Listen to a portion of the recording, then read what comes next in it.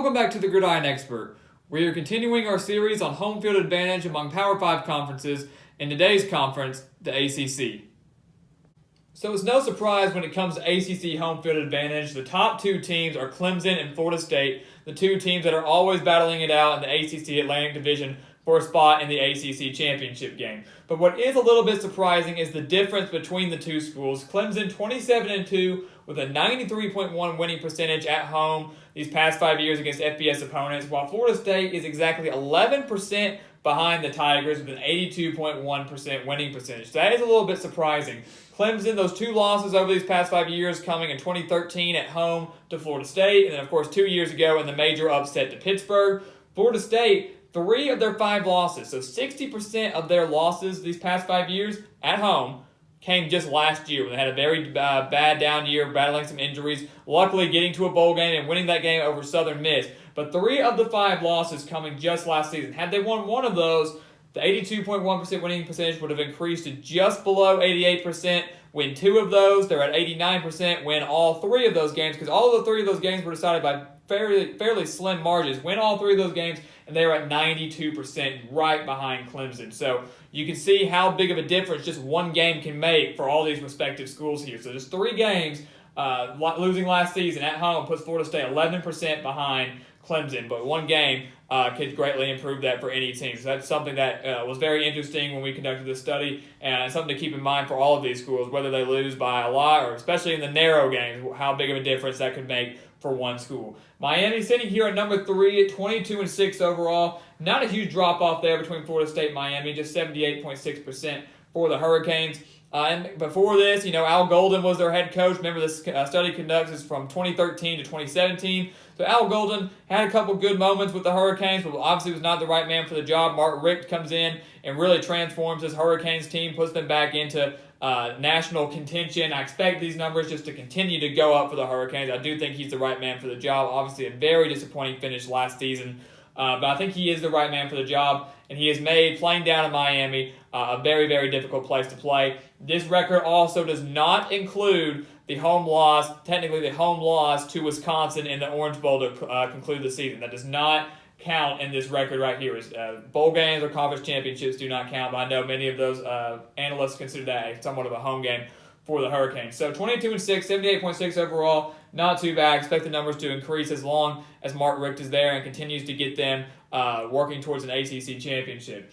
Louisville, led by Bobby Petrino, sitting here at number 4. Once again, not a very big drop-off there between the Hurricanes and the Cardinals. 74.1%, racking up some wins under Lamar Jackson. Of course, he is now departed to the NFL, so it's going to be curious. I'm very curious to see how Bobby Petrino is able to handle this Cardinals team, see if they can continue winning, continue to remain a factor in the ACC, or if they're going to kind of take a little bit of a step back. I'm very curious to see how that turns out. Georgia Tech rounds out in the top 5 with another significant drop-off here, about another 11.1% from Louisville to Georgia Tech, sitting at 17-10. 63% overall, but once again, very, very respectable. And this is where things start to get very interesting.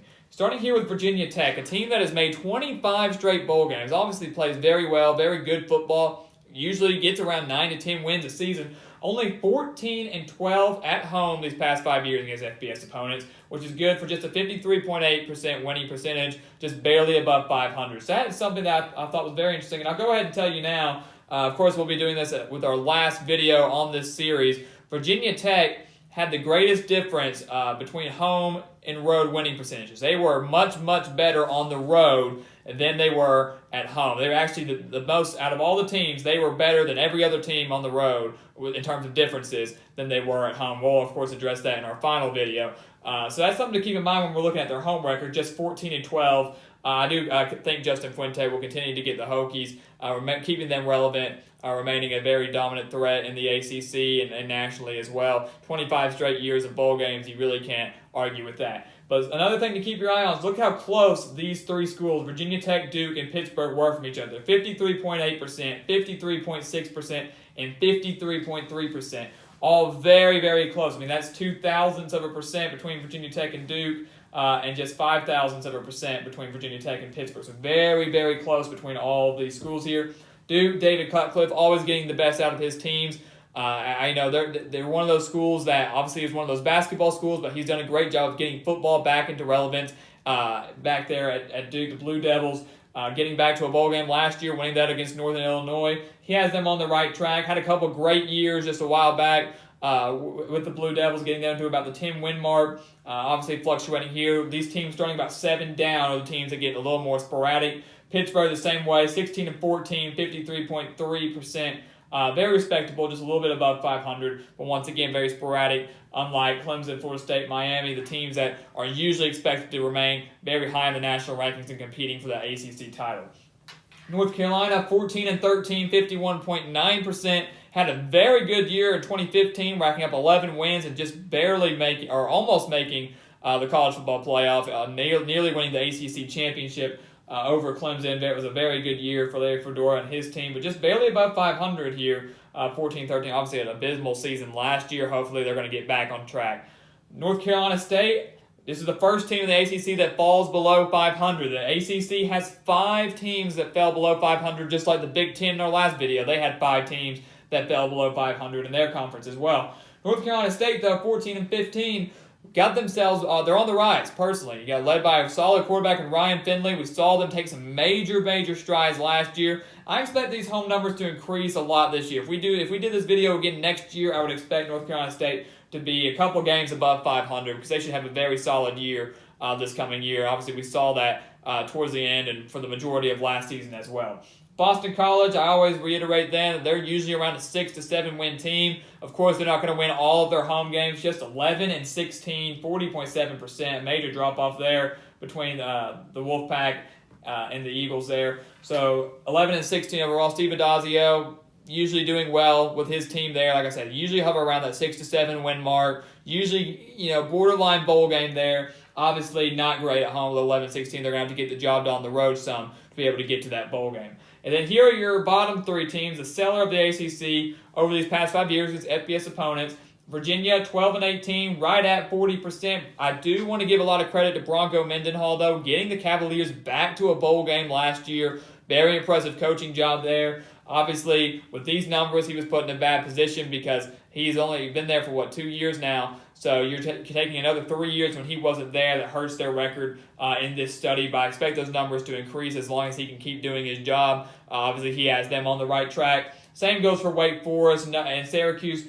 Wake Forest, sporadic team as well. Getting back to a bowl game, winning their bowl game over Texas A&M. Very solid for them. Only 10-16 at home over these past 5 years against FBS opponents. Same goes for Syracuse, only 10-17. Very narrow margin between the Demon Deacons and the Orange there, 1.5%. Both have the same number of wins.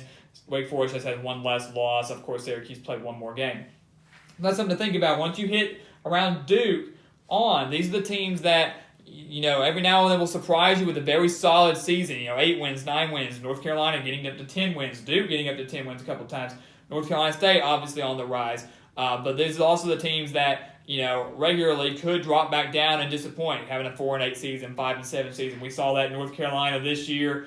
We've seen that in Pittsburgh last year as well. So it tends to happen. Pretty much, if you take the top 5 to 6 teams from Clemson to Virginia Tech, these are the teams that are usually consistently making a bowl game, getting at least 7 wins, if not more, and contending for the ACC championship. But I do not leave it out of question that these teams, starting with Duke down, could do the same. But here is your ACC home field advantage over the past 5 years against FBS opponents. Their overall record, 225-164, so 57.8% collectively as a conference. So far, as this is our 3rd conference, this would put them at the bottom, but we still have the Big 12 and the Pac-12 to do, so you have to keep your eye out for that when we discuss that and break down those stats as well. And of course, we'll rank all these conferences when we do our final video and top 25 video at the end of this series.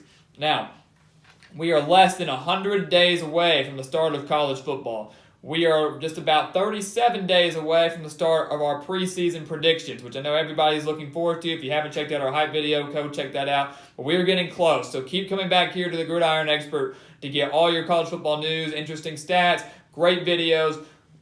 We're getting close, guys. We're getting so close to college football. It's going to be here before you know it. Keep coming back here. And if you keep watching these videos and keep getting hyped, the day will be here before you know it. Less than 100 days away from the start of college football and only 37 days away from the start of preseason football predictions. Thank you for watching. Please continue to like, comment, and subscribe. And we will see you next time on the Gridiron Expert.